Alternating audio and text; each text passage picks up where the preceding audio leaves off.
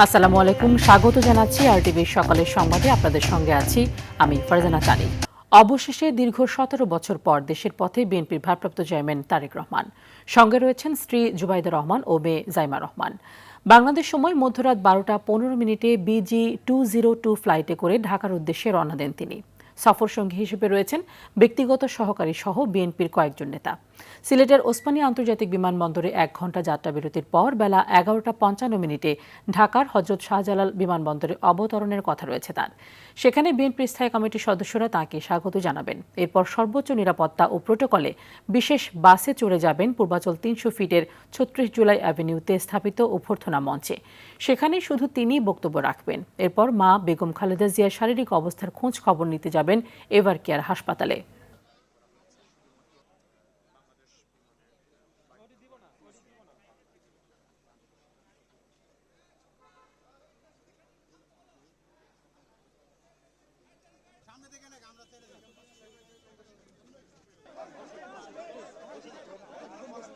আমরা অত্যন্ত আনন্দিত। সারা দেশবাসী অপেক্ষমান তাকে এক নজর দেখার জন্য, দুটো কথা শোনার জন্য। আমরা সেই মুহূর্তের জন্য অপেক্ষা করছি। বাংলাদেশের ইতিহাসে, বিগত ৫৫ বছরের ইতিহাসে যেই অবিস্মরণীয় ঘটনা আজকে ঘটতে যাচ্ছে, সারা দেশবাসী সেটা দেখবেন, আমরা দেখব, সারা বিশ্ববাসী দেখবেন। দর্শক, তারেক রহমানকে বরণের খবর জানাতে বিমানবন্দর সহ রাজধানীর বিভিন্ন এলাকায় রয়েছেন আমাদের সহকর্মীরা। আমরা সরাসরি চলে যাচ্ছি তাদের কাছ থেকে সংবাদ সংগ্রহে।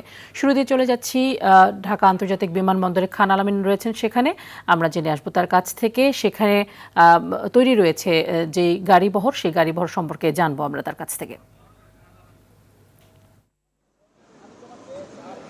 ঠিক ৯টা ২৬ দিকেই তারেক রহমানকে বহনকারী যে বিমান বাংলাদেশের বিজি 202 ফ্লাইটটি সেটি বাংলাদেশের আকাশসীমায় প্রবেশ করেছে এবং আমরা এখন কথা বলছি, হয়তো কিছুক্ষণের মধ্যেই তাকে বহনকারী যে বিমানটি রয়েছে সেটি সিলেটের উসমানী বিমানবন্দরে ল্যান্ড করবে। অর্থাৎ আমরা যতটুকু জানতে পেরেছি ৯টা ৫৭ দিকে বিমানটি সিলেটে ল্যান্ড করার কথা রয়েছে। তো সেখানে ঘণ্টাখানেকের মতো একটি যাত্রা বিরতি রয়েছে। তারপরে ১০টা ৫৫ দিকে হয়তো এই বিমানটি ঢাকার হযরত শাহজালাল আন্তর্জাতিক বিমানবন্দরে দিকে রওনা করবে এবং ঠিক সময় যদি আসে তাহলে ১১টা ৫৫ দিকে বিমানটি ঢাকার বিমানবন্দরে ল্যান্ড করার কথা রয়েছে। তো আমরা দেখেছি যে তারেক রহমানকে বহন করার জন্য যে গাড়িবহর, সেই গাড়িবহর এরই মধ্যে বিমানবন্দরে যে ভিআইপি টার্মিনাল রয়েছে সেখানে প্রবেশ করেছে।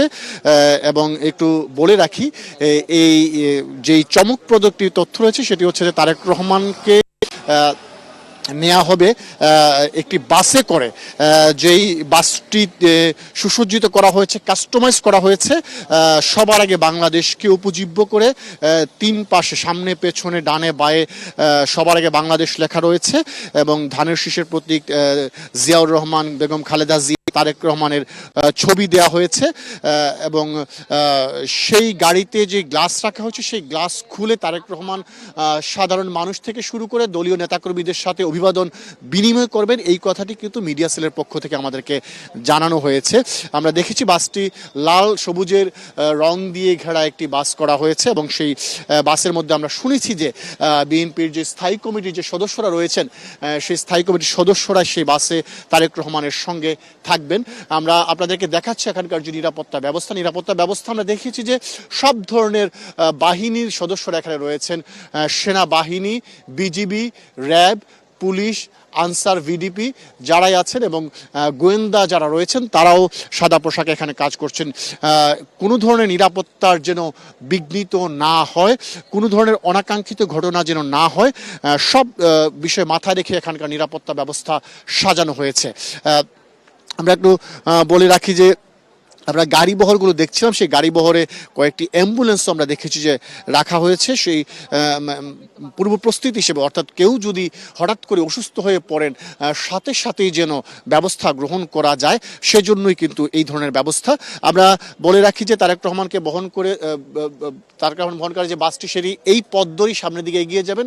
8 নম্বর গেট যেটি রয়েছে সেটির সামনে দিয়ে যেই বিমানবন্দর থেকে বের হওয়ার পথ, সেই পথ দিয়ে বের হবে। এবং আমরা দেখেছি বিমানবন্দরের বাইরেও কিন্তু এক ধরনের জটলা তৈরি হয়েছে তারেক রহমানকে অভ্যর্থনা জানানোর জন্য। সারা দেশের বিভিন্ন প্রান্ত থেকে সাধারণ মানুষ থেকে শুরু করে নেতাকর্মীরা এসে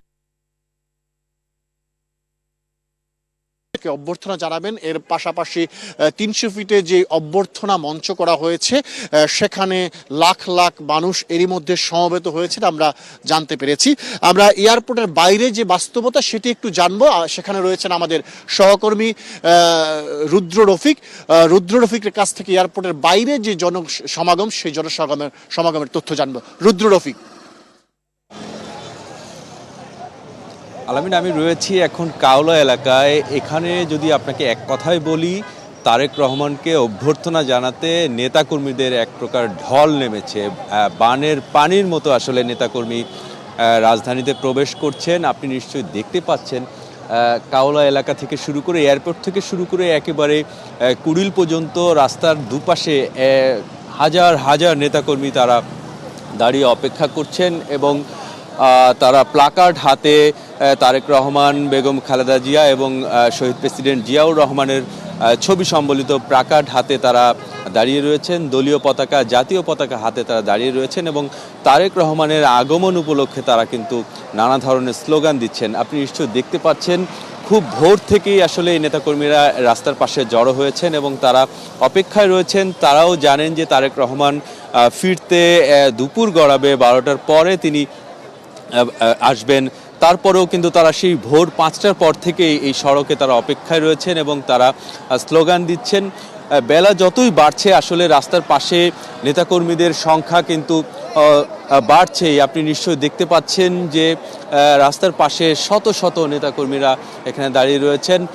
আমরা দেখতে পাচ্ছি মায়ের ডাকের নেতৃবৃন্দ দাঁড়িয়ে রয়েছেন। বিভিন্ন জায়গায় ভাগ ভাগ করে কিন্তু বিভিন্ন সংগঠন, বিএনপি এবং অঙ্গ সংগঠনের নেতাকর্মীরা তারা কিন্তু দাঁড়িয়ে স্লোগান দিচ্ছেন, নানা ধরনের স্লোগান দিচ্ছেন, তারেক রহমানকে স্বাগত জানাচ্ছেন। নেতাকর্মীদের সঙ্গে কথা বলেছি, তারা আসলে যেটি বলেছেন অধীর আগ্রহে তারা অপেক্ষা করছেন। দীর্ঘ প্রায় 2 দশক পর তারেক রহমান স্বদেশে ফিরে আসছেন এবং তার এই ফিরে আসাটাকে ঐতিহাসিকভাবে স্মরণীয় করে রাখার জন্য কিন্তু সারা বাংলাদেশ থেকে নেতাকর্মীরা এসেছেন এবং তারা বলছেন যে আগামী নেতৃত্বে, তারেক রহমানের নেতৃত্বে বাংলাদেশ একটি সুখী সমৃদ্ধ দেশ হয়ে উঠবে এবং বিশ্বের বুকে বাংলাদেশ মাথা উঁচু করে দাঁড়াবে তারেক রহমানের নেতৃত্বে, সেই প্রত্যাশা করছেন। খুব এখানে নেতাকর্মীরা গত 2 দিন ধরেই কিন্তু ঢাকাতে আসা শুরু করেছেন এবং আমরা দেখেছি ভোরবেলা থেকে ঢাকার যে প্রবেশ পথগুলো, সেই প্রবেশ পথগুলোতে একেবারে জটলা লেগে গেছে। গাড়িতে করে তারা ঢাকার আশেপাশে এবং দেশের বিভিন্ন প্রান্ত থেকে কিন্তু তারা আসছেন। রাস্তায় যেন কোনো ধরনের বিশৃঙ্খলা না হয়, যান চলাচল যেন স্বাভাবিক থাকে, সেজন্য কিন্তু ব্যাপক সংখ্যক আইন শৃঙ্খলা রক্ষাকারী বাহিনীর সদস্যরা দায়িত্ব পালন করছেন, পুলিশ সদস্যরা দায়িত্ব পালন করছেন, আনসার সদস্যরা দায়িত্ব পালন করছেন। এছাড়াও উল্লেখযোগ্য সংখ্যক সেনাবাহিনীর সদস্যরা কিন্তু দায়িত্ব পালন করছেন।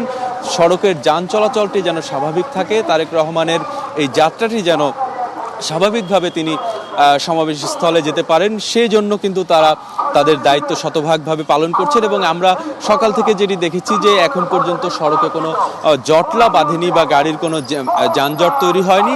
আইন শৃঙ্খলা রক্ষাকারী বাহিনীর সদস্যরা রাস্তার যান চলাচলটি স্বাভাবিক রাখতে তারা প্রাণপণ চেষ্টা করছেন। তো সব মিলিয়ে সড়কের অবস্থা, নেতাকর্মীরা এখানে রয়েছেন এবং তারা অপেক্ষায় রয়েছেন তারেক রহমান কখন আসবেন এবং তাকে এক নজর দেখার জন্য তারা অধীর আগ্রহে অপেক্ষা করছেন। আমাদের আরেক সহকর্মী রয়েছেন রাজধানীর খিলক্ষেত এলাকায়, হাসান সেখানে রয়েছেন। হাসান, একটু জানাবেন খিলক্ষেত এলাকায় নেতাকর্মীদের অবস্থা কেমন দেখছেন, সেখানে আইন শৃঙ্খলা পরিস্থিতি কেমন, যান চলাচল সেখানে স্বাভাবিক রয়েছে কিনা, বিস্তারিত আমাদের জানাবেন।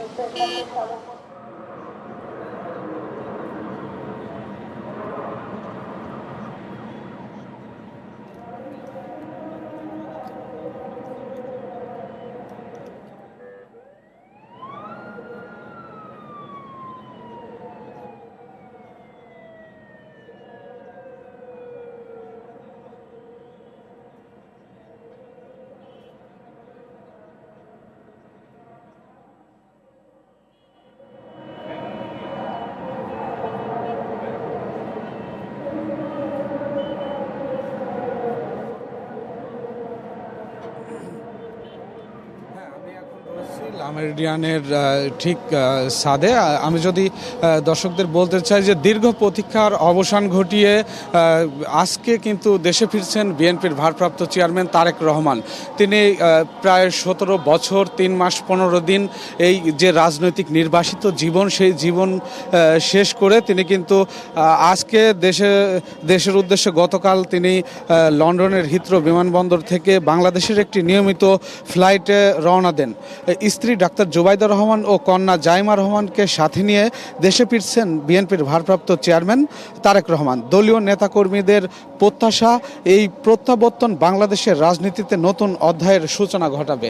আমি যদি দর্শকদের দেখাতে চাই, সকাল থেকেই কিন্তু এই যে বিমানবন্দর থেকে 300 ফিট যে 36 জুলাই এভিনিউ, এই সড়ক দিয়ে কিন্তু হাজার হাজার নেতাকর্মী তারা কিন্তু এখানে অপেক্ষায় রয়েছেন কখন তাদের সেই প্রিয় নেতা দেশে ফিরবেন।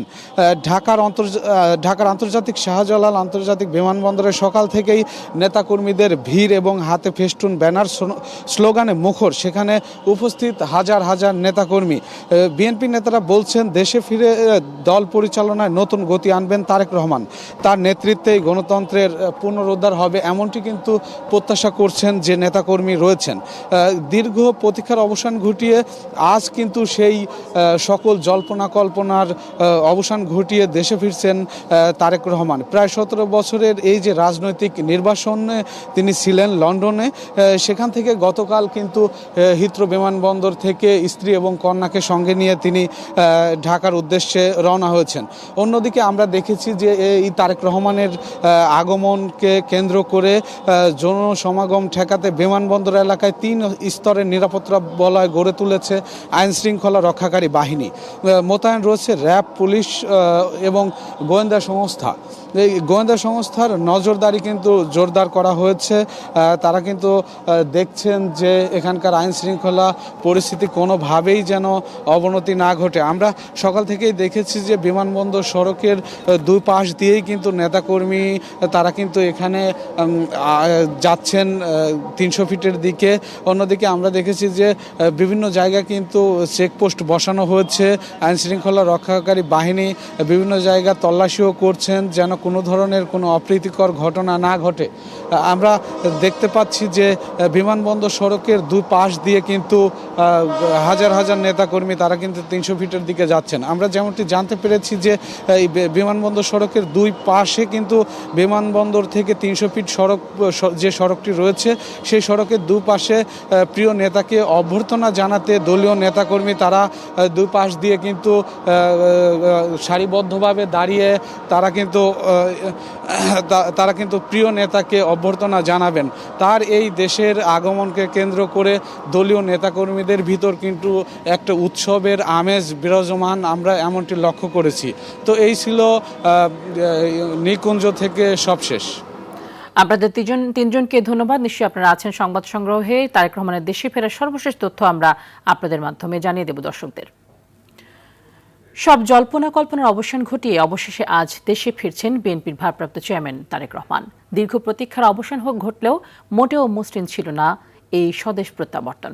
একের পর এক আইনি বাধা ও রাজনৈতিক প্রতিকূলতা পেরিয়ে তাকে ফিরতে হচ্ছে। এই মুহূর্তে তারেক রহমানকে দেশের স্বাধীনতা ও সার্বভৌমত্ব রক্ষার একমাত্র কাণ্ডারি হিসেবে দেখছেন বিএনপির নেতাকর্মীরা। আরও জানাচ্ছেন রুদ্র রফিক।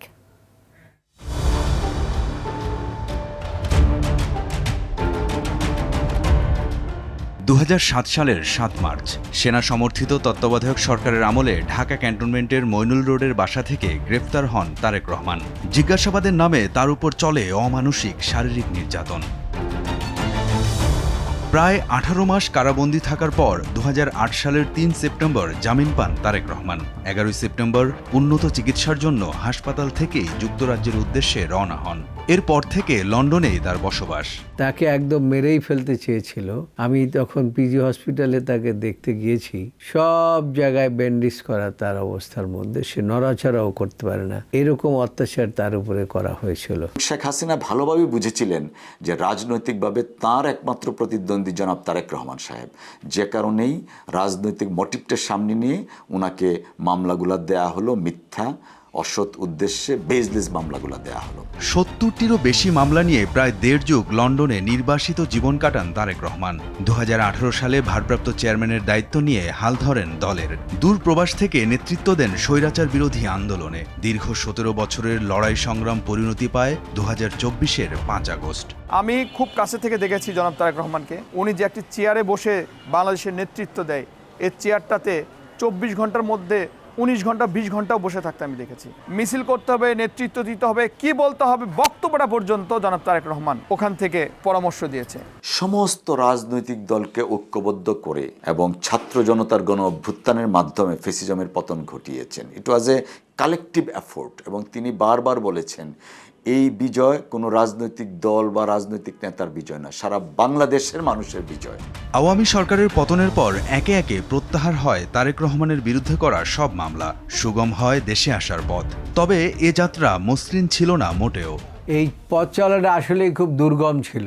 শেখ হাসিনার সরকার রাতের আধারে লাইট জেল কুপিবাতি জ্বালিয়ে বিচার করে মানুষকে জেলখানার মধ্যে পুরেছে। সেভাবে করেই তারেক রহমানকেও চেয়েছিলেন যে তিনি ওই কুপিবাতি জ্বালিয়ে তাকে বিচার করে তাকে জেলখানায় পাঠাবেন। এই জার্নিটা সবচেয়ে বেশি পীড়াদায়ক ছিল হলো ওনার বক্তব্য প্রচারের বাধা প্রদান, যেটা কোনো সভ্য সমাজে কেউ প্রত্যাশা করে না। দলের সাধারণ নেতাকর্মীদের কাছে তারেক রহমান আজ কেবল একজন রাজনৈতিক নেতাই নন, বরং বাংলাদেশের স্বাধীনতা ও সার্বভৌমত্ব রক্ষার এক প্রতীক। তাদের বিশ্বাস, দেশি বিদেশি নানামুখী ষড়যন্ত্রের হাত থেকে দেশের মানচিত্র ও গণতন্ত্রকে রক্ষা করতে তার আপোষহীন নেতৃত্বই এই মুহূর্তে সবচেয়ে বড় রক্ষা কবচ। দীর্ঘ 16-17 বৎসর স্বৈরাচারের বিরুদ্ধে নেতৃত্ব দেওয়ার একমাত্র ব্যক্তি জনাব তারেক রহমান। আগামীর স্বাধীনতা জনাব তারেক রহমানের হাতে সুরক্ষিত থাকবে। যে ইতিবাচক পরিবর্তনের জন্য জুলাই গণ অভ্যুত্থানে প্রায় 2000 মানুষ তা আত্মাহুতি দিয়েছে, উনি সেই বাংলাদেশের রাজনীতিতে গুণগত এবং ইতিবাচক পরিবর্তন আনবেন। শহীদ প্রেসিডেন্ট জিয়াউর রহমানের আদর্শ এবং বেগম খালেদা জিয়ার দেখানো পথ অনুসরণ করে নিজের প্রজ্ঞা ও দক্ষতায় বাংলাদেশকে অনন্য উচ্চতায় নিয়ে যাবেন তারেক রহমান। সেই প্রত্যাশা নেতাকর্মীদের। রুদ্র রফিক, RTV, ঢাকা। দীর্ঘ 17 বছরের অপেক্ষার অবসান ঘটিয়ে আজ দেশে ফিরছেন বিএনপির ভারপ্রাপ্ত চেয়ারম্যান তারেক রহমান। তার স্বদেশ প্রত্যাবর্তনকে ঐতিহাসিক ও স্মরণীয় করে রাখতে এবং তাকে রাজকীয় সংবর্ধনা দিতে রাজধানীর 300 ফিট এলাকায় তৈরি করা হয়েছে এক সুবিশাল মঞ্চ। কনকনে শীত উপেক্ষা করে দলের কাণ্ডারিকে এক নজর দেখার জন্য খোলা আকাশের নিচে রাত যাপন করেছেন বিএনপির লাখো নেতাকর্মী। তারেক রহমানকে সংবর্ধনা দিতে দেশের বিভিন্ন প্রান্ত থেকে জড়ো হওয়া তৃণমূলের নেতাকর্মীরা অবস্থান নেন 300 ফিট সড়কের মাঝে খোলা আকাশের নিচে। তারা বলছেন, দীর্ঘ 17 বছরের নিপীড়নের কাছে হার মেনেছে এই শীত। এত মানুষের সমাগম, এটা আসলে কেউ না দেখলে বিশ্বাস করতে পারবে না। সকালবেলা ঢোকা কষ্টকর হয়, আমরা এই জন্যে আগে সকাল আমরা উপস্থিত হয়েছি তারেক জিয়াকে সম্বর্ধনা জানানোর জন্য। মানে আমার মনে করছে যে মানে দুটো ঈদ ইচ্ছে আজকে বেশি খুশি লাগতেছে। স্বাধীনতা সার্বভৌমত্ব প্রশ্নে পিতামাতার মতো ইস্পাত কঠিন দৃঢ় অবস্থান তারেক রহমানের। সে কারণেই তার মনোবল ভেঙে দিতে শারীরিক মানসিক নির্যাতন করে 11 বিতর্কিত সরকার। তারই ধারাবাহিকতায় দেশে ফিরতে দেয়নি পতিত আওয়ামী লীগ সরকার। নির্যাতন নির্বাসনে পোড় খাওয়া এই রাজনীতিবিদ প্রায় 1.5 যুগ পর ফিরছেন প্রিয় স্বদেশে।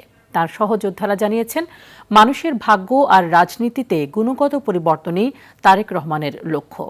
আরও জানাচ্ছেন মাইদুর রহমান রুবেল। নির্বাসিত জীবনের শিকল ছিঁড়ে জন্মভূমিতে ফিরছেন একজন হার না মানা দেশপ্রেমিক। দিনটিকে ঘিরে অপেক্ষায় দেশের সব শ্রেণী পেশার মানুষ।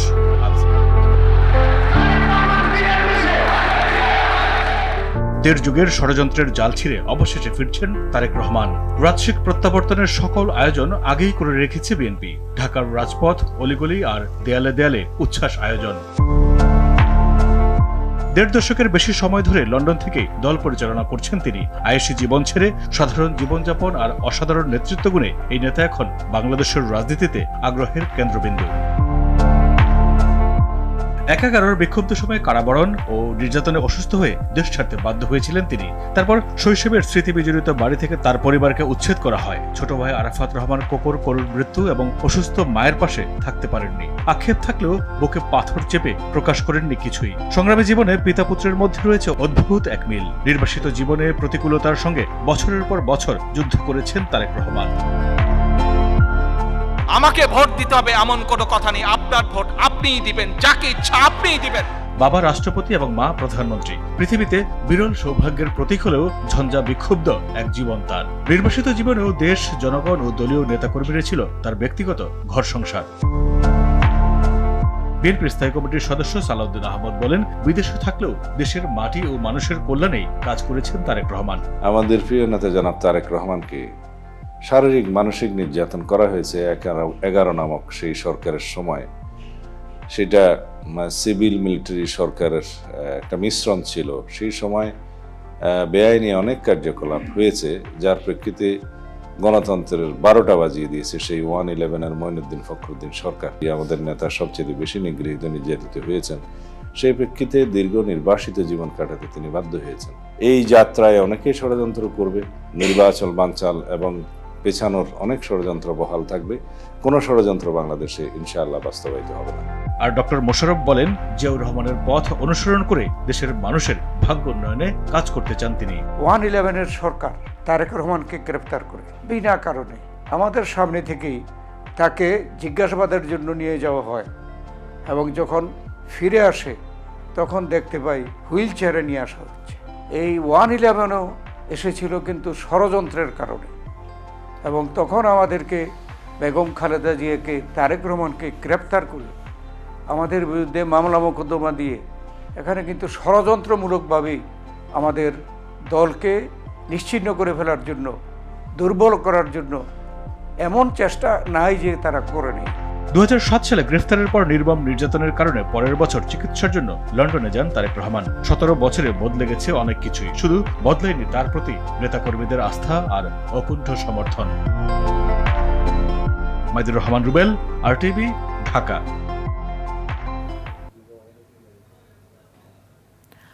বিএনপির ভারপ্রাপ্ত চেয়ারম্যান তারেক রহমানের সংবর্ধনা অনুষ্ঠানে যোগ দিতে নোয়াখালী থেকে ঢাকায় আসার পথে কুমিল্লায় সড়ক দুর্ঘটনার শিকার হয়েছেন বিএনপির নেতাকর্মীরা। এতে আহত হন অন্তত 32 জন। তাদের মধ্যে 2 জনের অবস্থা আশঙ্কাজনক। মধ্যরাতে কুমিল্লার বাগমারা এলাকায় এই দুর্ঘটনা ঘটে। প্রত্যক্ষদর্শীরা জানিয়েছেন, নোয়াখালীর মাঝদি রশিদ কলোনি থেকে ছেড়ে আসা একটি বাস বাগমারা বাজার এলাকায় পৌঁছলে হঠাৎ নিয়ন্ত্রণ হারিয়ে সড়কের বিভাজকের উপর উঠে যায়। দুর্ঘটনার পর আহতদের দ্রুত উদ্ধার করে কুমিল্লা মেডিকেল কলেজ হাসপাতালে নিয়ে যান স্থানীয়রা।